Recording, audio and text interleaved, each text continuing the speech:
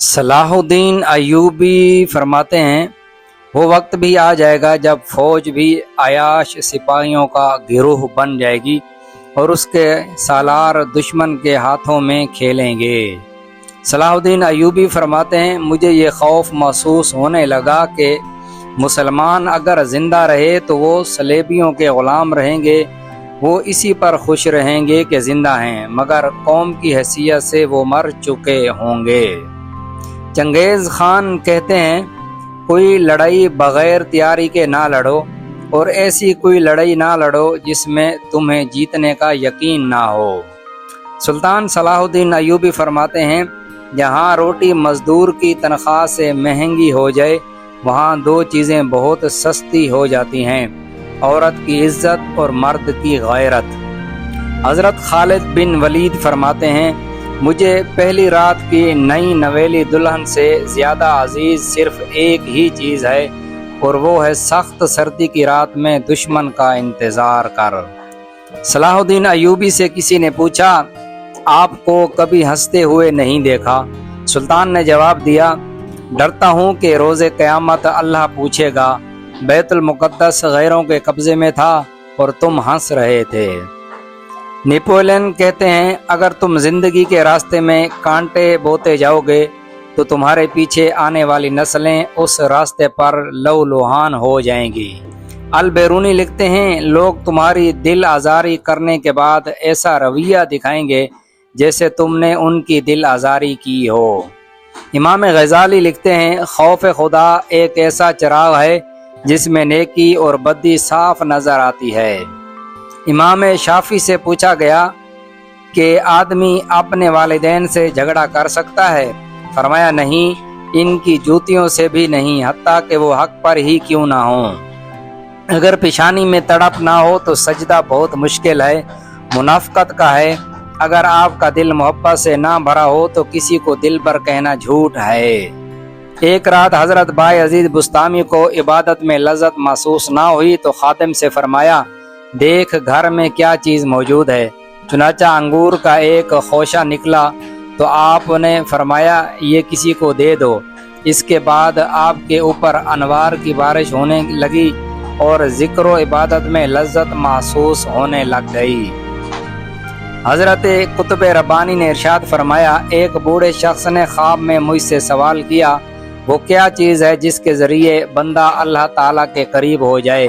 میں نے جواب دیا قرب الہی کے لیے ایک ابتدا ہے اور ایک انتہا۔ اس کی ابتدا تقوی اور پرہیزگاری ہے اور اس کی انتہا تسلیم و رضا اور توکل ہے۔ حضرت داتا گنج بخش لکھتے ہیں وجد کی کیفیت بیان نہیں کی جا سکتی کیونکہ یہ وہ غم ہے جو محبت میں ملتا ہے، اس لیے بیان سے باہر ہے۔ نیز وجد طالب اور مطلوب کے درمیان ایک راز ہے جسے بیان کرنا مطلوب کی غیبت کے برابر ہے۔ وجد عارف کی صفت ہے۔ ذکر تین طرح سے کیا جاتا ہے، ایک صرف زبان سے، دوسرا قلب و زبان سے، اور تیسرا جس قلب میں تو ذکر کر رہا ہے یعنی قلب میں ذکر کرتا رہے لیکن زبان گنگی ہو جائے، لیکن اس مقام کا علم خدا عز و جل کے سوا کسی کو نہیں۔ حضرت غوث پاک فرماتے ہیں اے نادان ہوشیار ہو، تو دنیا کے لیے نہیں بنایا گیا، تو آخرت کے لیے بنایا گیا ہے۔ اے اس چیز سے غافل جس کے بغیر چارہ نہیں، تو نے اپنی فکر کو خواہشات و لذت اور دینار پر دینار جوڑنا ہی قرار دے لیا اور اپنے اعضاء کو لہو و لعب میں مشغول کر دیا۔ حضرت داتا گنج بخش فرماتے ہیں توکل کی نشانی یہ ہے کہ رزق پانے سے دل خوش نہ ہو اور رزق کے نہ ہونے سے دل غمگین نہ ہو۔ حضرت شیخ عبد القادر جیلانی فرماتے ہیں جب آئینہ قلب صاف ہو جائے تو چشم قلب کو اللہ تعالیٰ کے صفاتی نور سے ایسی نظر حاصل ہوتی ہے جس سے وہ آئینہ قلب میں جمال الہی کا نقش دیکھتا ہے۔ حضرت جلال الدین رومی لکھتے ہیں اللہ کا نور ولی اللہ میں ظاہر ہوتا ہے، تو اچھی طرح دیکھ لے مگر شرط یہ ہے کہ تو صاحب دل ہو۔ خالد بن ولید کہتے ہیں موت لکھی نہ ہو تو موت خود زندگی کی حفاظت کرتی ہے، جب موت مقدر ہو تو زندگی دوڑتی ہوئی موت سے لپٹ جاتی ہے۔ जिंदगी से ज्यादा कोई नहीं जी सकता और मौत से पहले कोई मर नहीं सकता। दुनिया के बुज़दिलों को मेरा ये पैगाम पहुंचा दो कि अगर मैदान जिहाद में मौत लिखी होती तो उस खालिद बिन वलीद को मौत बिस्तर पर ना आती। आशिक और माशूक के दरमियान कोई चीज़ हायल नहीं। ए हाफिज, तो खुद अपने लिए अपना पर्दा है, सो दरमियान से उठ जा। हजरत अमीर खुसरो लिखते हैं, ए मुतकब्बिर होकर सर पर टेढ़ी टोपी रखने वाले शख्स, अपना सर गुरूर से टेढ़ा मत कर, क्योंकि हो सकता है कि तेरी आराम करने की जगह भी तेरे लिए तकलीफ देह हो जाए।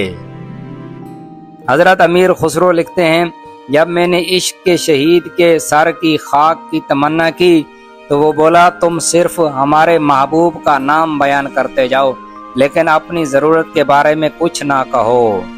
हजरत अमीर खुसरो लिखते हैं, जो लोग तेरे अंदर देखने की जुस्तजू करते हैं वो खुद अपनी ही हस्ती को ज़ेरो ज़बर कर लेते हैं। हजरत शाह शम्स तबरेज़ी फरमाते हैं, अगर तू देखे कि नाअहल और नालायक लोग रुतबे में तुझसे बुलंद हैं, तू सब्र कर, क्योंकि समंदर के ऊपर झाग होती है और गोहर समंदर की तह में होता है। आशिक वही कहलाएगा जो इश्क की भट्टी में जल जाएगा। इस तरह वो सोने की तरह खुद को चमकीला पाएगा। इश्क की दर्द का कील जिस किसी के दिल से छीद कर निकलेगा वो उस मकाम पर पहुंच पाता है जिसे ला मकां कहा जाता है। हजरत शाह शम्स तबरेज़ी लिखते हैं, मैंने बहुत सी तलवारें देखी हैं जो एक को दो कर देती हैं, मुझे इश्क की तलवार पर ताज्जुब है, ये दो को एक कर देती है। इश्क हकीकी और या मजाजी, फ़कीरी इख्तियार करना सीखो। फ़कीर उसे कहते हैं जो एक ही दर का हो जाए, दर दर मांगने वाले को फ़कीर नहीं भिखारी कहते हैं। हजरत सुल्तान बाहू फरमाते हैं, दिल जब जिंदा हो जाए तो फिर ये मरता नहीं, और जब बेदार हो जाए तो सोता नहीं। हसीन औरत पैसा चाहती है, बदसूरत औरत इज्जत चाहती है, सांवली औरत प्यार चाहती है, लालची औरत मर्तबा चाहती है। जो शख्स मोहब्बत और इश्क का दावा करता है वो माशूक का दरवाज़ा उस वक्त तक खटखटाता रहता है जब तक उसके कल्ब में जान है, इस वास्ते कि शायद किसी वक्त खुल जाएगा और किसी मर्तबे को पहुंच जाए। इसे मेरे दिल के परिंदे, इस इश्क की फिजा में बेखबर होकर परवाज मत करना। मोहब्बत के सहरा तक पहुंचने का ये रास्ता शिकारियों से भरा हुआ है। जन्नत में भी दर्जे हैं और जहन्नम में भी दर्जे हैं। गिरना और उठना दोनों आसान हैं। कपड़े तब्दील करने से कुछ नहीं बदलेगा जब तक आप अपने अंदर को तब्दील ना करें। बाहर का तखय्युल बातिन का ज़ाहिरी इंकिशाफ है। गुनाहों से भरे सैकड़ों आलमों को सिर्फ एक तौबा ख़त्म कर सकती है। जब लुत्फ और अच्छाई की मौजें दरिया में नज़र आती हैं, तौबा तमाम मर्द और औरतों के गुनाहों को मिटा देती है। जब दिन बुरे आते हैं तो इंसान की तदबीरें गलत हो जाती हैं। हमें गलत या सही मशवरा देने वाला दोस्त तकदीर का कासिद होता है। लोगों के फेंके हुए पत्थर अगर हौसले से उठ जाएं तो कामयाबी की दीवारें बन जाते हैं। जिस दरवाजे से दुख मिले उसे खटखटाना छोड़ दो, चाहे दरवाजे के उस पार कोई कितना ही अपना क्यों ना हो। सब्र के तीर जब चल जाते हैं फिर कभी वापसी नहीं मुड़ते। साए ढल जाते हैं, पहाड़ हिल जाते हैं, रुस्तम जैसों के पांव भी उखाड़ देते हैं और बिछाड़ देते हैं।